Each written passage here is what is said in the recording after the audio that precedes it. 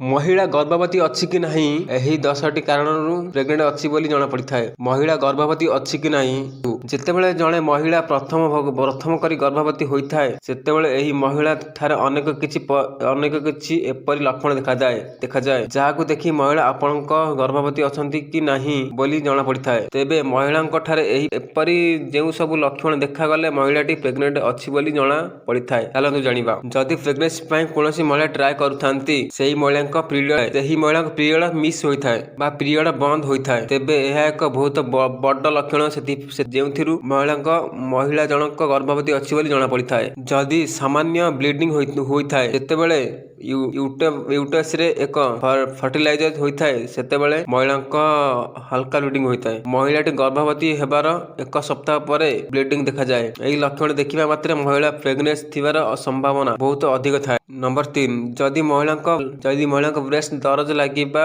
ସହ ତାଙ୍କ ନିପୁଲର ରଙ୍ଗର ପରିବର୍ତ୍ତନ ଦେଖାଯାଏ ତେବେ ଏହା ମଧ୍ୟ ପ୍ରେଗନେନ୍ସି ଥିବାର ଲକ୍ଷଣ ହୋଇଥାଏ। ମହିଳା ଯଦି କୌଣସି କାମ ନ କରି ମଧ୍ୟ ଅଧିକ ଥକାପଣ ଅନୁଭବ କରିଥାଏ ତେବେ ଏହା ମଧ୍ୟ ପ୍ରେଗନେଣ୍ଟ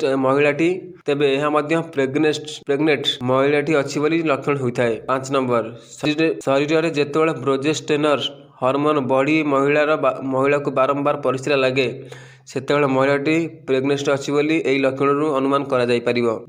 ଯଦି ପ୍ରେଗନେନ୍ସି ପାଇଁ ଟ୍ରାଏ କରୁଥିବା ମହିଳା ମୁଣ୍ଡ ବୁଲାଏ, ବାନ୍ତି ଭଳି ଲାଗିବା ବା ବାନ୍ତି ମଧ୍ୟ ବାରମ୍ବାର ହେବାକୁ ଲାଗେ ତେବେ ପ୍ରେଗନେନ୍ସି ହେବାର ଏହି ଏକ ଲକ୍ଷଣ ଅଟେ। ମହିଳା ଯଦି ପ୍ରେଗନେଣ୍ଟ ଥାଏ ତେବେ ଏମାନଙ୍କର କୋଷ୍ଠକାଠିନ୍ୟ ଭଳି ପ୍ରୋବ୍ଲେମ ମଧ୍ୟ ଦେଖାଯାଏ ଏକକାଳୀନ ଲକ୍ଷଣ ଅଟେ। ନମ୍ବର 8 ମହିଳା ଜଣକ ଯଦି ପ୍ରେଗନେନ୍ସ ଥାଏ ତେବେ ତାଙ୍କ ଭଳି ପେଟ ଭାରି ଲାଗିବା ସହ କଷ୍ଟ ମଧ୍ୟ ହୋଇଥାଏ। ନମ୍ବର 9 ମହିଳା ଗର୍ଭବତୀ ହେବା ମାତ୍ରେ ତାର ପିଠିରେ କଷ୍ଟ ଅନୁଭବ ହେବା ମଧ୍ୟ ଏକ ପ୍ରେଗନେନ୍ସି ଅଛି ବୋଲି ସୂଚନା ଦେଇଥାଏ। ତେବେ ଉପରୋକ୍ତ ଏହି ଲକ୍ଷଣ ମହିଳା ଜଣକ ପ୍ରେଗନେଣ୍ଟ ଅଛି ବୋଲି